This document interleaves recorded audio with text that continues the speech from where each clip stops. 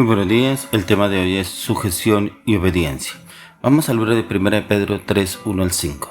Asimismo vosotras mujeres estad sujetas a vuestros maridos, para que también los que no creen a la palabra sean ganados sin palabra por la conducta de sus esposas, considerando vuestra conducta casta y respetuosa.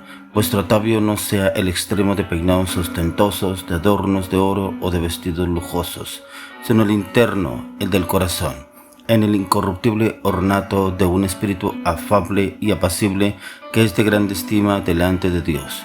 Porque así también se ataviaban en otro tiempo aquellas santas mujeres que esperaban en Dios, estando sujetas a sus maridos, como Sara obedecía a Abraham llamándole Señor, de la cual vosotras habéis venido a ser hijas, si hacéis bien el bien sin temer ninguna amenaza.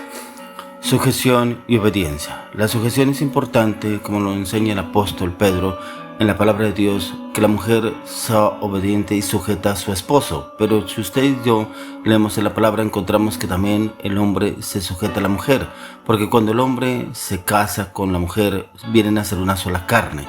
Entonces el hombre le pertenece a la esposa y la esposa al esposo. Son una sola carne y entre los dos se manejan y se manifiesta el matrimonio, la reacción en cuanto al amor, la paz y el gozo que se expresan el uno al otro. Pero acá el Señor nos quiere dar a conocer a usted y a mí la sujeción y la obediencia y el respetar, digamos, las autoridades. Cuando usted y yo estamos bajo sujeción, obedecemos para que todo se nos dé y nos vaya bien. Es como, por ejemplo, cuando una persona va manejando su automóvil. Esta persona maneja su automóvil, pero resulta que si se pasa un semáforo en rojo, ¿qué puede suceder? Puede perfectamente estrellarse, un accidente, un muerto, o pueden colocarle a la persona un comparendo. Alguna infracción podría suceder si la persona no obedece o no se sujeta a sus autoridades. Lo mismo en la parte laboral. Si la persona llega tarde al trabajo o no cumple con las funciones asignadas, la persona perfectamente puede perder su trabajo, pueden despedirlo. ¿Por qué? Porque no hubo una sujeción y obediencia. Pero acá el Señor nos habla de una sujeción y obediencia a su palabra. El poder conocer y entender los designios del Señor y que es lo que Él quiere darnos a entender y a conocer a usted y a mí. Ya que el Señor quiere darnos a usted y a mí, porque aquí el apóstol Pedro quiere es que las mujeres creyentes sean para vivir sabiamente con sus esposos y sus esposos con ellas. Que los incrédulos dando énfasis a la obediencia de la sujeción y adorno interno del corazón. O sea, un corazón transparente, un corazón entregado, un corazón sumiso, un corazón lleno del temor a Dios y de la obediencia a Dios. Ya que estamos viviendo un despertar negativo en nuestras culturas por la igualdad de género que está llevando a muchos creyentes a la confusión. Muchas mujeres en la iglesia están imitando conductas, términos seculares, están tomando la bandera del feminismo, poniéndose en muchos casos por encima de sus esposos o su esposa, quitándoles toda la facultad y autoridad en sus hogares otorgados por Dios. Es lamentable ver mujeres en la iglesia influenciadas por el contacto social y los contactos sociales por las redes sociales, los medios de comunicación en los cuales se atavían con cosas que no edifican, que no construyen, y vemos mujeres desorganizadas en las cuales se ven como se ven en los medios de comunicación, ya que eso es lo que lleva a rebelarse a la autoridad de sus maridos y de sus esposos y familias. ¿Cómo reaccionamos nosotros como iglesia y nosotros como creyentes? Ya que los embates del feminismo son cada vez más fuertes y están moviéndose los cimientos de la iglesia, porque no tenemos una iglesia preparada doctrinalmente y no estamos en contra de la mujer y en su desarrollo en la sociedad.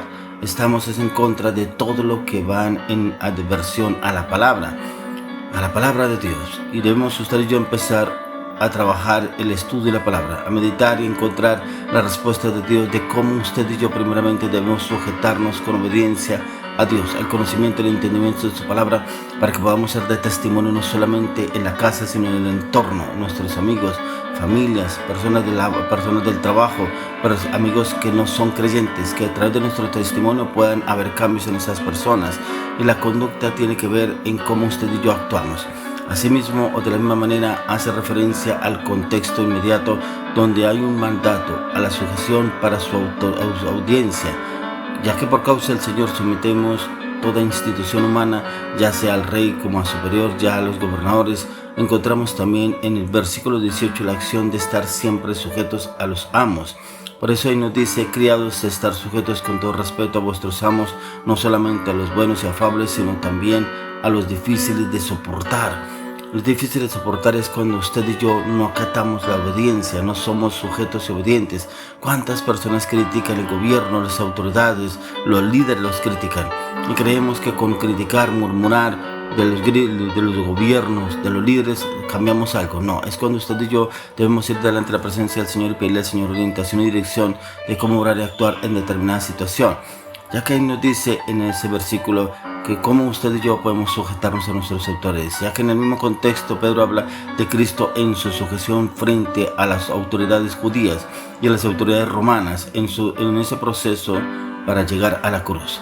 Porque también Cristo padeció por nosotros, dejándonos ejemplo para que sigáis sus pisadas, el cual no hizo pecado ni halló engaño en su boca, quien cuando le maldecían no respondía con maldición, cuando padecía no amenazaba, sino encomendaba a la causa al que juzga justamente.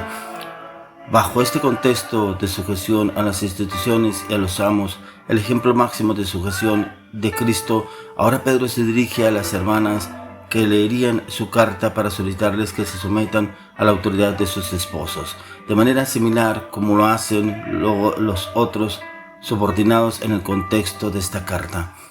Ya que el estar sujetos a vuestros maridos, ¿qué tiene que entender? De nuevo, es preciso recordar lo que Pedro indica, tal como se sujeta el pueblo a los gobernantes, como se sujeta el siervo al amo.